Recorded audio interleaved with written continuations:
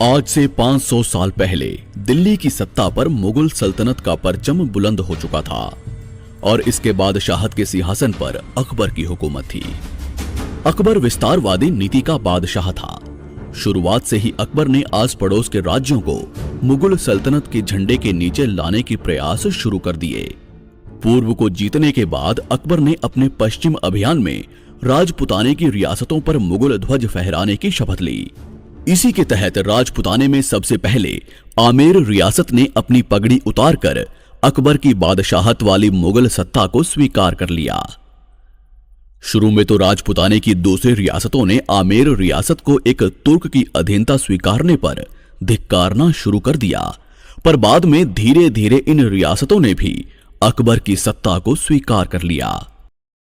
जब राजस्थान की बड़ी बड़ी रियासतें अपनी मदमस्त शान को गुलामी की बेड़ियों में बांधने में लगी हुई थी, उस वक्त मात्र मेवाड़ अपने स्वाभिमान की चमक बिखेरते हुए पूरी दुनिया के साथ खड़ा था। इस समय मेवाड़ पर राणा उदय सिंह का शासन हुआ करता था, जिन्होंने अपने पूर्वजों की भांति किसी की अधीनता को स्वीकार नहीं किया।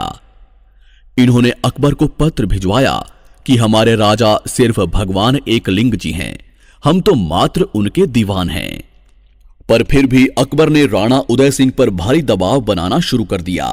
आस पड़ोस के राजाओं को उदय सिंह के पास भेजा जाने लगा। इन्हीं परिस्थितियों में दिन गुजरते रहे और एक दिन अचानक मौसम बदलने लगा। बादलों की घमासान गर्जना के बीच राणा उदय सिंह की सबसे बड़ी रानी माता जयवंता बाई ने एक पुत्र को जन्म दिया।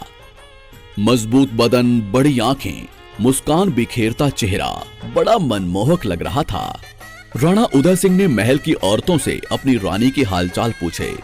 तभी पाली की दासियों ने जवाब दिया, शेरनी ने शेर को जना है। नीले घोड़े रा असवार म्हारा मेवाड़ी सिरदार राणा सुनता ही जा जो दी। राणा पुत्र पाकर बड़े खुश होने लगे।